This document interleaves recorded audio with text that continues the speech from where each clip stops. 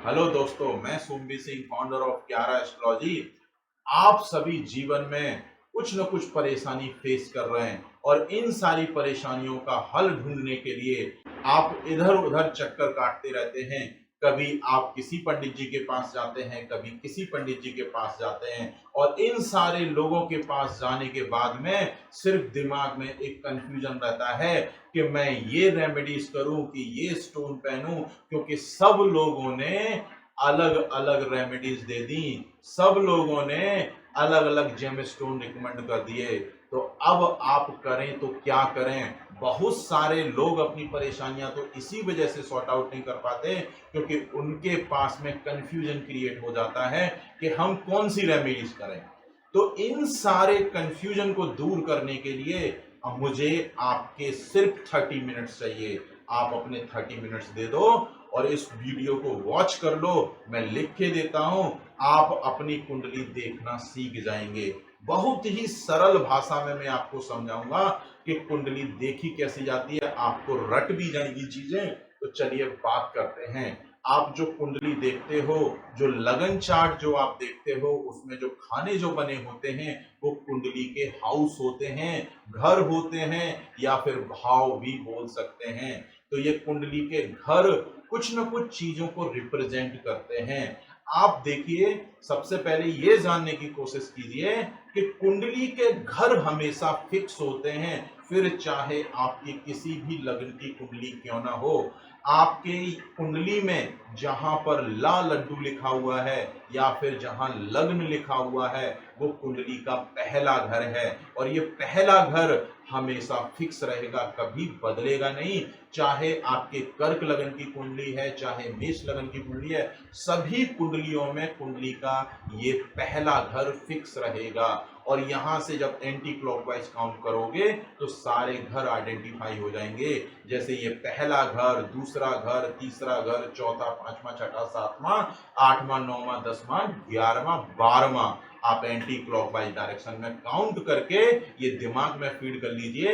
ये कुंडली के पांचवा घर है, ये नौवां घर है और ये पहला घर है। इस तरह से सीरीज में आप याद कर लीजिए। और मैं आपको एक चीज और बता दूं कि कुंडली का पहला घर आपका खुद का घर है, जहां पर आपने जन्म लिया है। और पहले घर से जो है आपकी पर्सनैलिटी, ओवरऑल आपका कैरेक्टर, ये सारी चीजें देखी जाती हैं। आपके स्वास्थ्य के बारे में देखा जाता है, आपकी पूरी पर्सनैलिटी कैसी है, आप गुड लुकिंग हो, प्रेटी हो, सुंदर हो, कैसे हो, वो सारी चीजें कुंडली के पहले घर से देखी जाती हैं। अब सिर्फ ये कुंडली आपकी है, लेकिन इस पूरी कुंडली में आपका पूरा परिवार बसा हुआ है। आपके पूरे परिवार की स्थिति जानने को मिलती है। अब दूसरा घर की बात करते हैं। दूसरा घर आपका परिवार है, होल परिवार, पूरा का पूरा कुटुंब, वो जो है दूसरे घर से देखा जाता है। और दूसरे घर से जो आप पैसा जोड़ते हो, जो जमा करते हो, कुछ सेविंग करते हो, वो सारी सेविंग देखी जाती हैं। जैसे एफडी कर दिया, म्यूचुअल फंड कर दिया, वो सारी चीजें सेकंड हाउस से देखी जाती हैं। सेकंड हाउस वाणी का भी घर देखा जाता है कि आप किस तरह की वाणी बोलेंगे, मीठा बोलेंगे, कठोर बोलेंगे, किस तरह की वाणी यूज करेंगे, वो सेकंड हाउस से देखा जाता है। थर्ड हाउस आपके छोटे भाई बहनों का है, इसीलिए इस घर को भ्राता भाव भी बोलते हैं। और तीसरा घर आपसे मेहनत करवाता है, फिजूल की मेहनत करवाता है,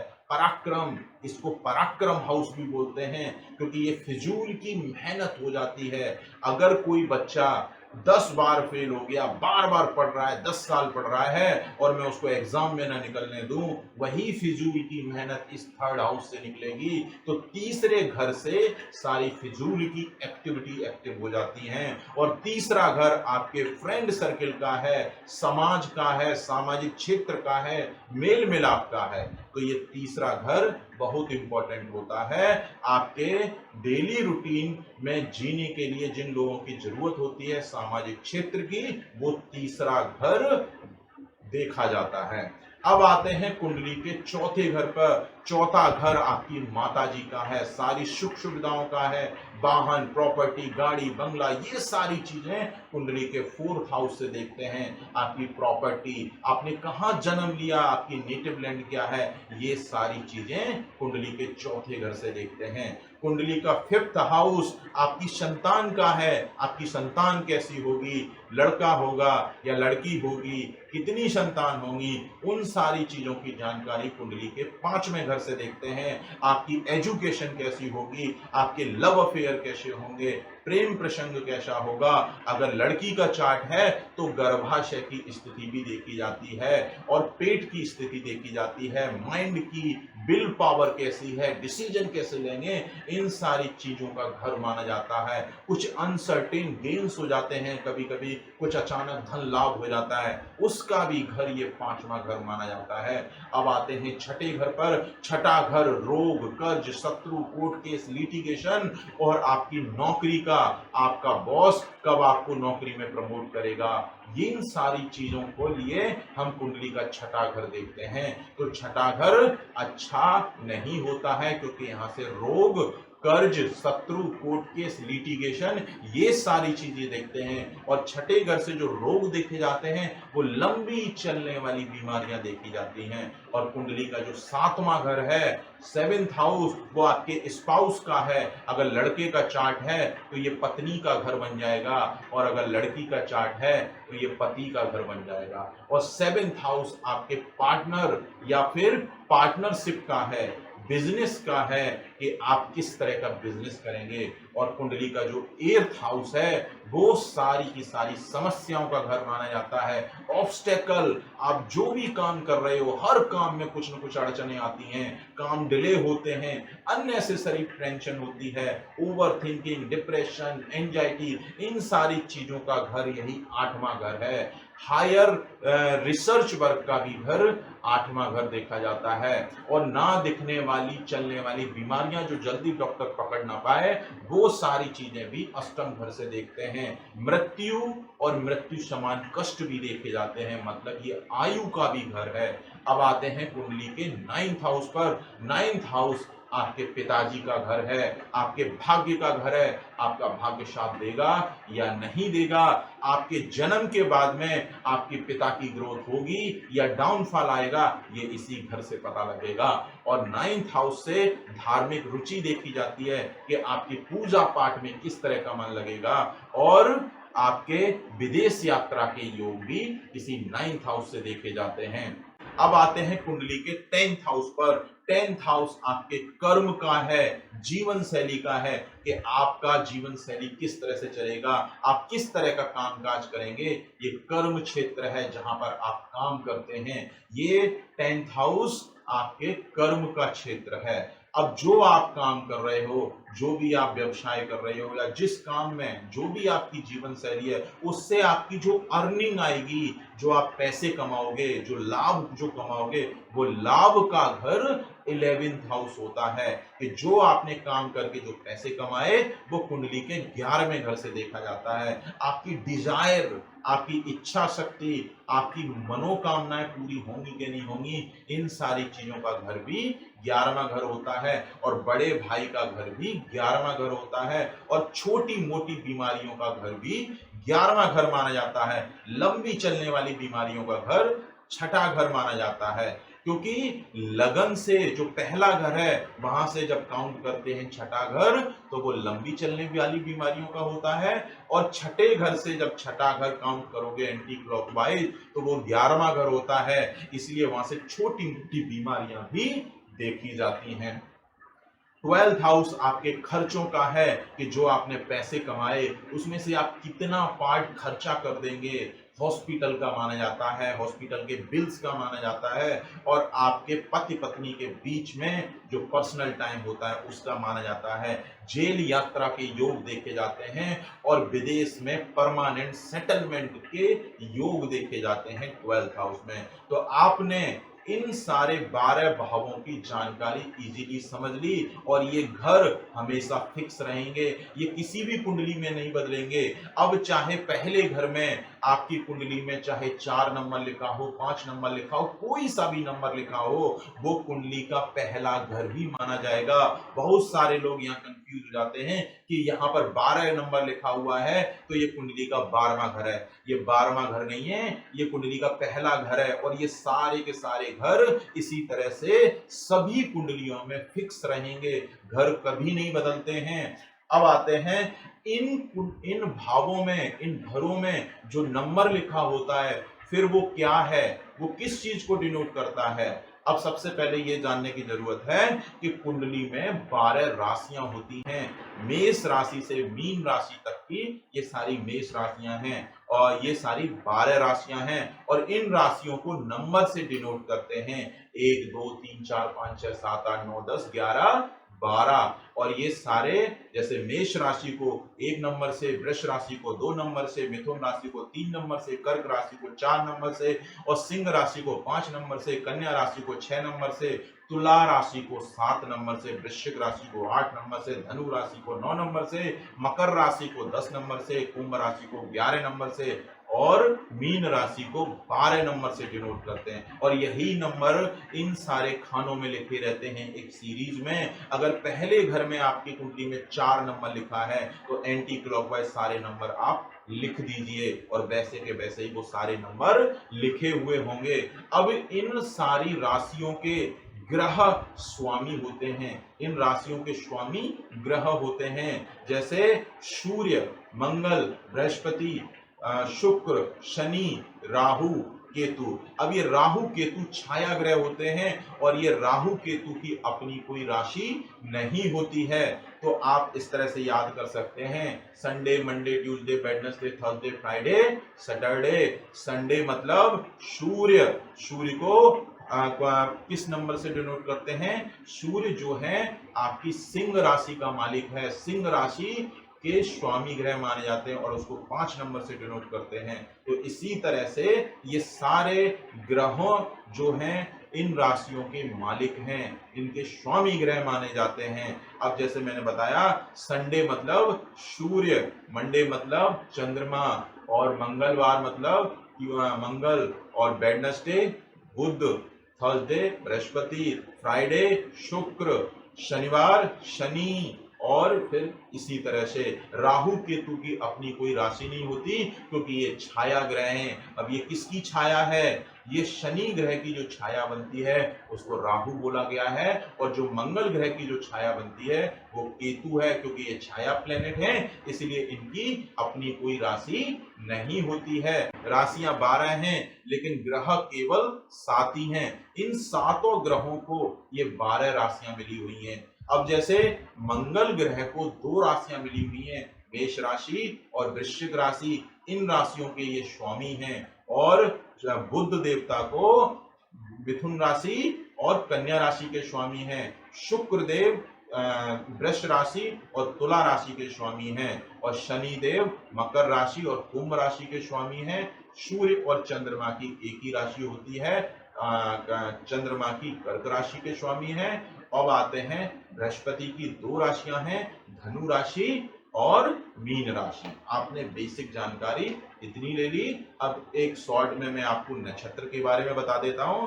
टोटल नक्षत्र जो होते हैं वो 27 होते हैं और हर नक्षत्र के 4 चरण होते हैं। अब हमारे 9 ग्रह हैं और हर ग्रह के 3 नक्षत्र होते हैं, तो 9 इंटू 3 टोटल 27 नक्षत्र। प्रत्येक ग्रह को 3 नक्षत्र मिले हुए हैं तो 3 नक्षत्रों का स्वामी माना जाता है और हर नक्षत्र के 4 चरण होते हैं। तो 27 इंटू 4 करोगे तो 108 आएगा। जो आप माला पढ़ते हो, जो जाप करते हो, वो 108 मनके की इसलिए रखी जाती है क्योंकि आपने सारे नक्षत्र चरण पे सारे ग्रहों के लिए आपने वो मंत्र पढ़ लिया, तो इसीलिए वो 108 मन के डाले जाते हैं। तो आपने नक्षत्र की एक बेसिक जानकारी ले ली। अब मैं यहाँ पर डिटेल में नक्षत्र के बारे में नहीं जाऊंगा, उसके लिए आपको मेरी अगली वीडियो देखनी होगी। लेकिन ये 30 मिनट्स आपके लिए बहुत फायदेमंद होंगे। अब आते हैं कि मान लीजिए सपोज दैट आपके कुंडली में पहले घर में 1 नंबर लिखा हुआ है, 1 नंबर की राशि है मेष राशि, तो ये लगन है। पहला घर क्या है? लगन। तो ऐसे लोगों की कुंडली को मेष लगन बोलेंगे। अगर किसी की कुंडली में पहले घर में 4 नंबर लिखा हुआ है तो उसको कर्क लगन बोलेंगे, क्योंकि कर्क राशि वहां पर लिखी हुई है। तो इस तरह से ये सारी चीजें आप रख देख लीजिए। अभी केवल जो बॉक्स बना हुआ है उसमें आपको भाव के बारे में पता लग गए, घर के बारे में पता लग गए, भाव मीन्स घर के बारे में पता लग गए, और इन घरों में जो नंबर लिखे होते हैं वो राशियां, राशियों के बारे में पता लग गए, राशियों के कौन कौन से स्वामी ग्रह होते हैं उनके बारे में पता लग गया। अब आते हैं, सपोज दैट आपकी मेष लगन का चार्ट है, तो लग्न में 1 नंबर लिखा है और सारे नंबर फिर इस तरह से एंटी क्लॉकवाइज फिल कर दीजिए। अब मेष राशि का स्वामी मंगल है, सिंह राशि का स्वामी सूर्य है और धनु राशि का स्वामी बृहस्पति है। अब मजे की बात देखिए, कितना सिंपल तरीके से हम जानेंगे कि किस तरह से आपके कौन से ग्रह मित्र बनेंगे, कौन से ग्रह शत्रु बनेंगे। तो चलिए स्क्रीन पर आप देखते जाइए।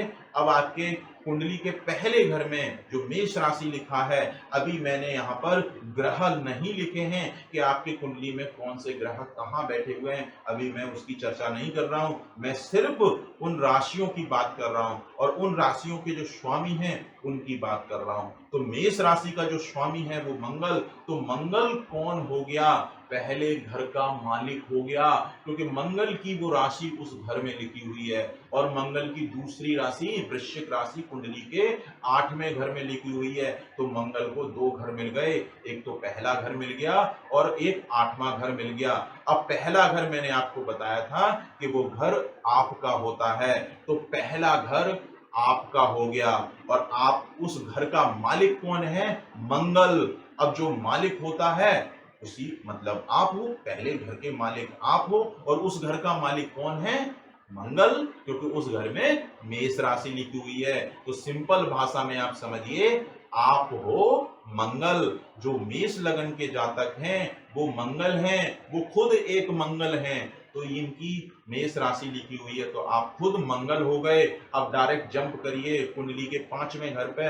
5वें घर में 5 नंबर लिखा हुआ है, 5 नंबर की राशि सिंह राशि होती है और सिंह राशि का स्वामी ग्रह सूर्य होता है। और मैंने आपको बताया था कि 5वां घर जो है संतान का होता है, तो आपकी संतान हो गई सूर्य। ठीक है। अब आ जाइए 9वें घर पे। तो 9वां घर आपके पिताजी का है और 9th हाउस में क्या लिखा हुआ है? 9 नंबर। और 9 नंबर की राशि के स्वामी ग्रह कौन से हैं? बृहस्पति। तो बृहस्पति इस घर के मालिक हैं। अब वो कहां पर बैठे हुए हैं वो एक अलग मैटर है, पहले आप इतना समझ लीजिए कि बृहस्पति इस घर के मालिक हैं। तो बृहस्पति आपके 9वें घर के मालिक हैं और जो कि आपके पिताजी हैं, तो पिताजी कौन हो गए? बृहस्पति।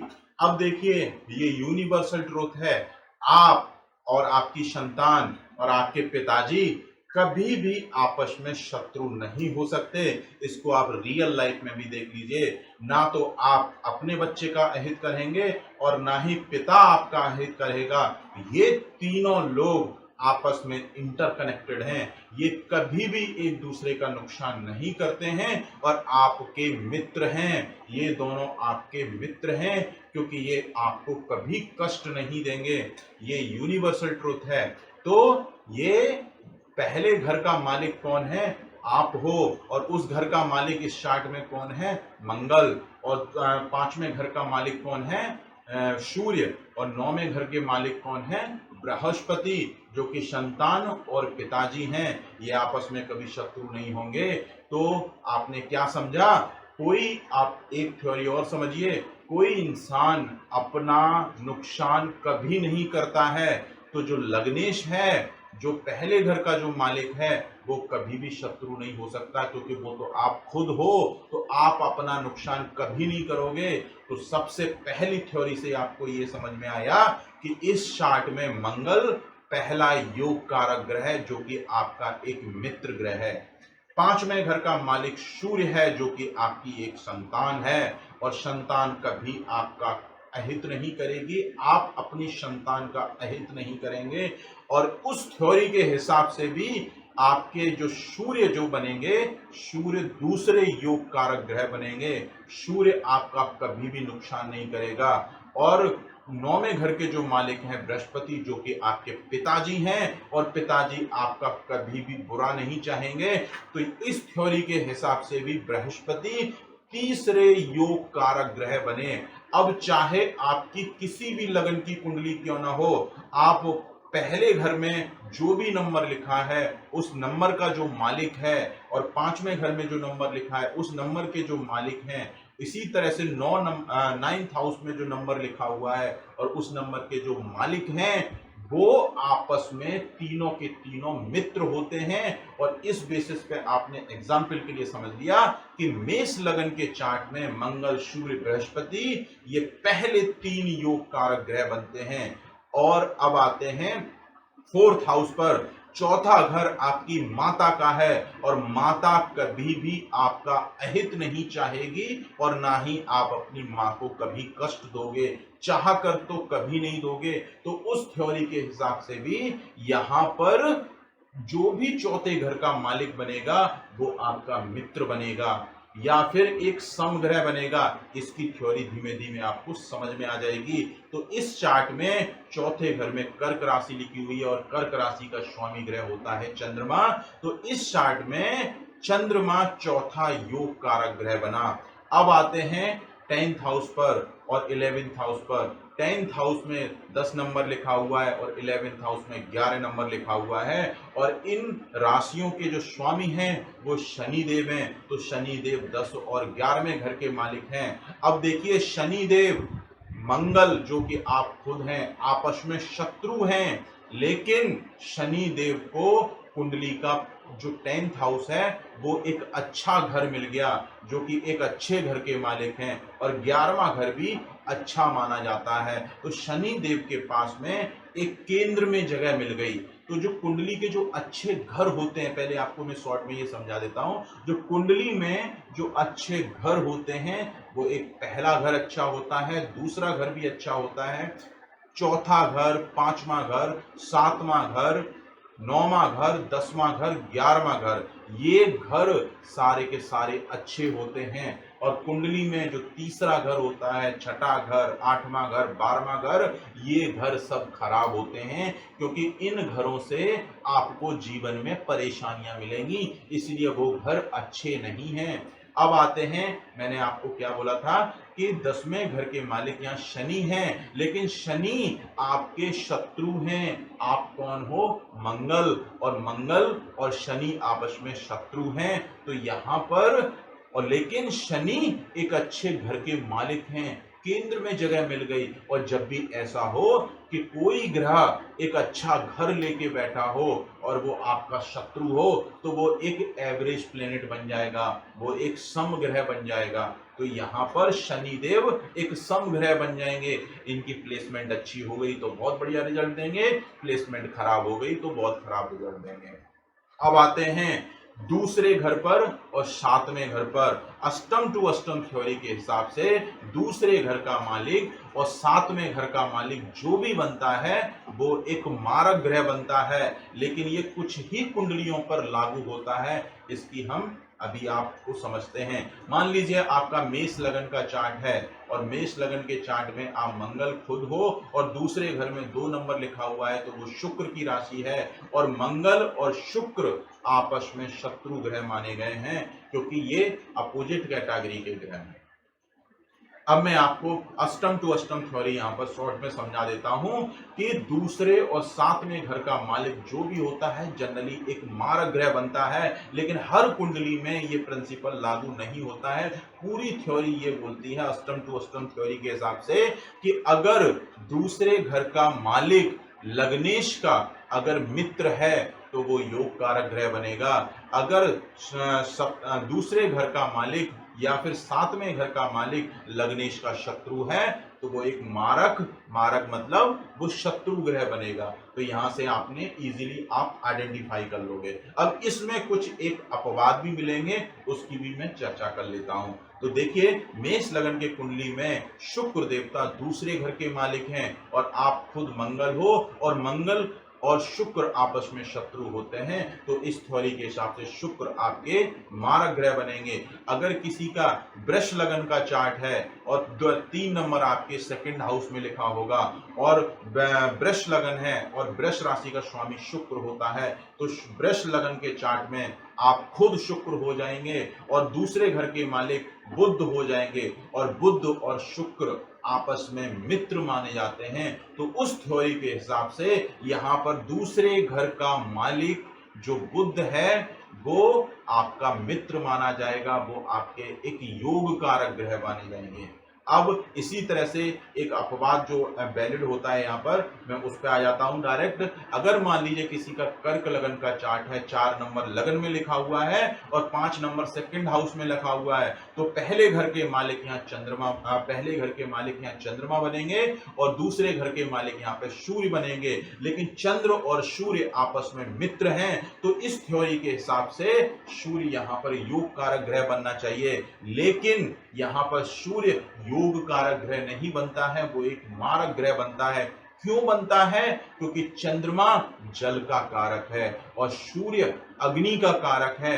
इन दोनों ग्रहों के जो तत्व हैं वो जस्ट अपोजिट हैं, एक दूसरे को काट देंगे, नष्ट कर देंगे। अगर अग्नि के पास में आप जल लेके आ जाओ तो अग्नि शांत हो जाएगी, और जल के पास में अग्नि लेके आ जाओ बहुत ज्यादा तो जल को नष्ट कर देगी, जल खत्म हो जाएगा। तो इनके तत्व अपोजिट होने की वजह से सूर्य यहाँ पर मारक ग्रह बनते हैं। क्योंकि चंद्रमा आप खुद हो, आपके शरीर को जो भी चीज कष्ट देगी वो मारक है।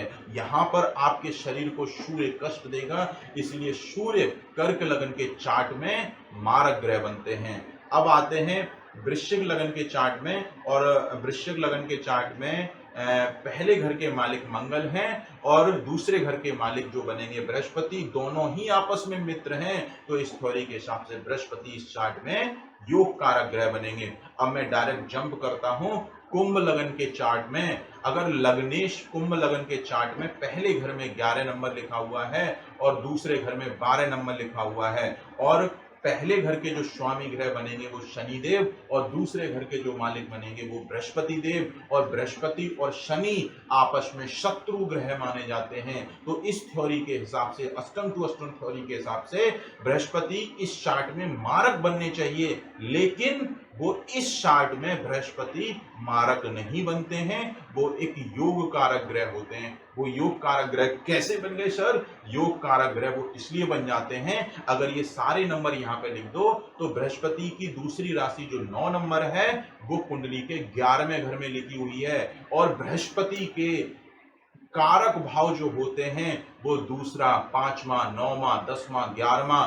तो बृहस्पति की जो दोनों राशियां हैं अपने खुद के कारक भाव में आ गई, और दूसरा घर और 11वां घर दोनों के दोनों घर अच्छे हैं, तो उस वजह से दोनों राशियां अपने कारक भाव में आ गई। इसी वजह से बृहस्पति इस चार्ट में एक योग कारक ग्रह बनते हैं, वो एक मारक ग्रह नहीं बनते हैं। तो यहाँ पर ये छोटे छोटे अपवाद बनते हैं, उनका क्लैरिफिकेशन मैंने आपको यहाँ पर समझा दिया। लेकिन अष्टम टू अष्टम थ्योरी आप याद रखिए कि अगर दूसरे घर का मालिक और 7वें घर का मालिक लग्नेश का अगर शत्रु है तो मारक बनेगा, मारक मतलब शत्रु बनेगा, और अगर मित्र है दूसरे घर का मालिक और 7वें घर का मालिक तो वो आपका योग कारक ग्रह बनेगा या फिर मित्र ग्रह बनेगा। तो आपने, आई होप, ये सारी चीजें बहुत अच्छे से समझ ली होंगी। आपने कैलकुलेट कर लिया होगा तुरंत कि आपके कुंडली में कौन सा योग कारक ग्रह, कौन सा मारक ग्रह, इतना तक तो आपको इजीली समझ में आ गया।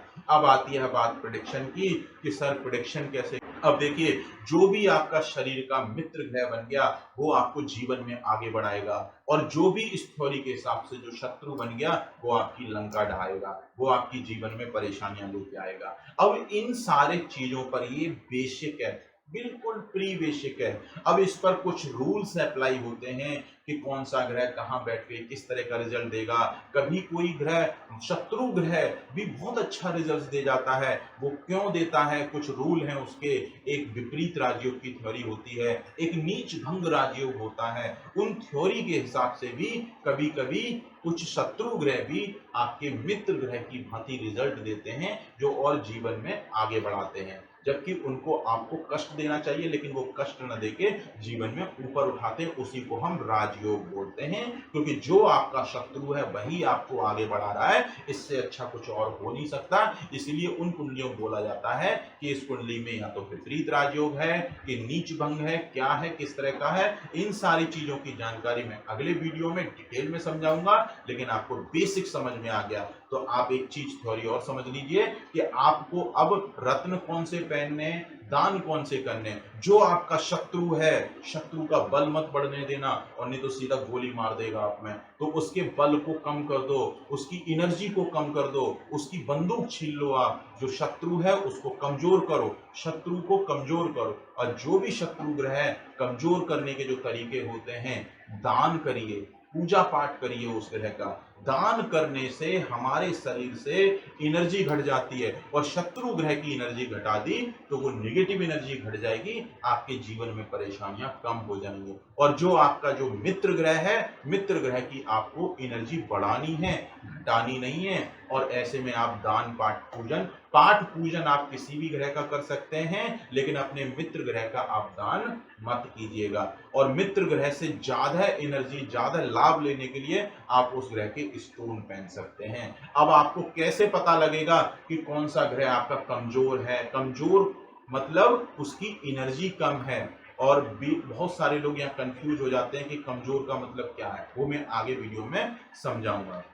तो यहाँ अब कुछ प्लेनेट के आगे डिग्री लिखी होती है। अगर प्लेनेट की डिग्री 0 से 6 डिग्री के बीच में तो वो 25% रिजल्ट देगा। अगर 6 से 12 डिग्री के बीच में तो 50% रिजल्ट देगा। और 12 से 18 डिग्री के बीच में 100% रिजल्ट देगा। और 18 डिग्री से 24 डिग्री के बीच में तो उसके रिजल्ट कम हो जाते हैं। और 24 से 30 डिग्री के बीच में है तो ग्रह मृत अवस्था में माना जाता है, रिजल्ट बहुत कम मिलते हैं। और जब रिजल्ट कम मिल रहे हो तो वहां पे स्टोन की हेल्प ले लेते हैं। अगर शत्रु ग्रह का बल ज्यादा है तो प्रॉब्लम लाइफ में बढ़ जाएंगी, और मित्र ग्रह का बल कम है तो भी लाइफ में प्रॉब्लम बढ़ जाएगी। तो मित्र ग्रह का बल बढ़ा दीजिए उसकी एनर्जी देखकर, और शत्रु ग्रह का बल घटा दीजिए कि कहीं उसका बल तो नहीं जाता है। आपके कुंडली में शत्रु जितना कमजोर होगा उतना आपके लिए अच्छा होगा। और मित्र ग्रह जितना आपके चार्ट में बली होगा, स्ट्रांग होगा, उतना आपके लिए अच्छा है। तो आई होप आपने ये सारी चीजें समझ ली, बेसिक एक कंसेप्ट समझ लिया। अब ये थ्योरेटिकली मित्र ग्रह बने जो आपके जो मंगल, सूर्य, बृहस्पति जो मेष लगन के चार्ट में मैंने बताए, और चंद्रमा और शनि जो शनि शम ग्रह बने, ये सिर्फ थ्योरेटिकली आपके मित्र हैं। लेकिन अब इनकी प्लेसमेंट देखनी पड़ेगी। अब आपकी पूरी कुंडली बन के यहाँ पे डिस्कस होगी। जब आपके पास में जो कुंडली है उसमें ग्रह भी लिखे हुए हैं, अब वो ग्रह कहाँ बैठे हुए हैं वो ग्रह प्रैक्टिकली आपको देखना है। अब कुंडली का अगर मंगल पहला घर का जो मालिक है आपका मित्र है, लेकिन यही मित्र अगर कुंडली के बुरे भाव में जाके बैठ गया तो आपकी बैंड बजा देगा, क्योंकि आप अशुभ हो जाओगे, परेशानी में पड़ जाओगे। वो आपका मित्र जरूर है। आप फॉर एग्जाम्पल के लिए आप समझ लीजिए कि आप पहले घर के मालिक हैं, और पहले घर के मालिक मेष लगन में कौन है? मंगल है। तो मंगल जो है योग कारक ग्रह बने। अब यही अच्छा प्लेनेट कुंडली के तीसरे घर में बैठ जाए तो आपकी मेहनत बढ़ा देगा। योग कारक ग्रह और मित्र ग्रह क्या करता है कि वो जहां बैठेगा, जहां जाएगा, जहां दृष्टि डालेगा, उस घर की वृद्धि कर देगा, उस घर की एनर्जी को बढ़ा देगा, लक्षण बढ़ा देगा उस घर के। अब अगर लग्नेश थर्ड हाउस में चला गया तो उस घर में वृद्धि कर देगा। आपके जीवन में मेहनत बढ़ जाएगी, फिजूल की मेहनत बढ़ जाएगी, अधिक परिश्रम करना पड़ेगा, और बहुत मेहनत के बाद में जीवन में आप सफल होंगे। मतलब ओवरऑल आप मेहनती बन जाओगे। आपका फ्रेंड सर्किल की तरफ अधिक झुकाव रहेगा, सामाजिक क्षेत्र से जुड़ाव अच्छा रहेगा। लेकिन ये सारी चीजें अच्छी नहीं है, क्योंकि कुंडली का तीसरा घर अच्छा नहीं है।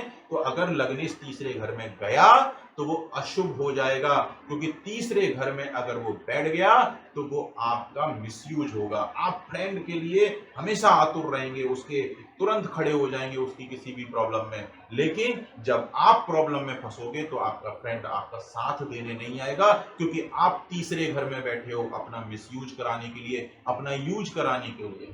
ठीक है, तो ये कुछ थ्योरी है। अब नेक्स्ट थ्योरी किस तरह से समझेंगे, वो सारी चीजें मैं आपको अगले वीडियो में समझाऊंगा। तो इन 30 मिनट्स में आपको एक बेसिक आइडिया लग गया कि किस ग्रह के आपको दान करने हैं, किस ग्रह के रत्न धारण कर सकते हैं। आप इतना समझ लीजिए, जो आपने कैलकुलेट किए थियोरेटिकली योग कारक ग्रह, वो योग कारक ग्रह प्लेसमेंट देखने के बाद में पूरी तरह से डिसाइड होगा। तो आप थ्योरी के हिसाब से जो आपके मित्र ग्रह बने उनका रत्न जल्दबाजी में मत पहन लीजिएगा, उनकी प्लेसमेंट देखेंगे। कुंडली का तीसरा घर, छठा घर, आठवां घर, 12वां घर, ये 4 घर कुंडली का सत्यानाश करेंगे आपका। ये प्रॉब्लमैटिक है, जीवन में प्रॉब्लम इन्हीं 4 घरों से आती है। आप किसी भी प्रॉब्लम से जूझ रहे हो, आपकी प्रॉब्लम इन्हीं 4 घरों से जुड़ी हुई है। यही 4 घर आपके जीवन में परेशानी, कष्ट, हेल्थ प्रॉब्लम, मानसिक तनाव, डिप्रेशन, सारी चीजें यही 4 घर देते हैं। और इन 4 घरों में कोई भी ग्रह आके बैठ जाए वो आपका सत्यानाश करेगा, परेशानियां बढ़ाएगा। अब ये किस तरह से परेशानियां बढ़ाएगा, बड़ा इंटरेस्टिंग टॉपिक है। आप एक बार टाइम निकाल के अगले 30 मिनट्स और मुझे दीजिए और देखिए अगली वीडियो को। और अगली वीडियो देखने के लिए आप चैनल को सब्सक्राइब कर लीजिए, बेल आइकन को प्रेस कर लीजिए, जिससे कि मैं अगली वीडियो जैसे ही डालूं आपको नोटिफिकेशन मिल जाए और वो आपके 30 मिनट्स आपके लाइफ में कुछ नया चेंज लेके आए, जिससे कि आपको किसी एस्ट्रोलॉजर के पास में कुंडली दिखाने की जरूरत ही नहीं पड़े। आप अपने से ही कुंडली को इजीली समझ सकें कि आपकी किस दशा में कैसे रिजल्ट मिलेंगे, आपका समय खराब है कि अच्छा समय चल रहा है कि खराब समय चल रहा है, खराब समय है तो उसको कैसे ठीक करें। ये सारा प्लेनेट की एनर्जी का खेल है। आपके शरीर में जैसी एनर्जी बढ़ेगी वैसे आपका माइंड रिएक्ट करेगा। सारा खेल माइंड का है। बहुत सारे लोग कहते हैं कि जो जीवन में लिखा है वही होगा। अरे बात बिल्कुल सच है, वही होगा, लेकिन उसको हम अल्टर कर सकते हैं, थोड़ा चेंज कर सकते हैं। चेंज कैसे कर सकते हैं, उस प्लेनेट की एनर्जी को घटा बढ़ा के आप अपने लिए। इसीलिए हमारे जो ऋषि मुनि थे, इसीलिए उन्होंने इस चीज को, कुंडली को बनाया, समझा कि हम उनके लक्षणों को वेरी कर सकते हैं, अपने हिसाब से कम ज्यादा परेशानियों कर सकते हैं, अपनी परेशानियों को कम कर सकते हैं और अच्छी चीजों को जीवन में अपने हिसाब से बढ़ा सकते हैं। अब उसके तरीके होते हैं, किस तरह से बढ़ाएंगे, वो आपको कुछ बेसिक प्रिंसिपल सीखने होंगे। शनि की साढ़े साती ढैया कैसे देखी जाती है वो सीखना होगा, दशाएं कैसे देखनी है, इंटरप्रिटेट कैसे करना है। संतान को कष्ट हो रहा है तो हमारी संतान कहीं बुरे घर में तो नहीं बैठ गई और कहीं बुरे घर का मालिक संतान के घर में तो नहीं आ गया, ऑब्वियस है संतान को कष्ट। और चैनल को सब्सक्राइब कर लीजिए, वीडियो को लाइक कीजिए और अपने दोस्तों को वीडियो भेज दीजिए, जिससे कि कोई भी बंदा छूट ना जाए। हर किसी को इसकी नॉलेज होनी चाहिए और वो अपने हिसाब से रेमेडीज करके अपना कल्याण जरूर कर ले और इस चीज का बेनिफिट ले सके। चलिए मुझे इजाजत दीजिए और नेक्स्ट वीडियो के लिए चैनल को सब्सक्राइब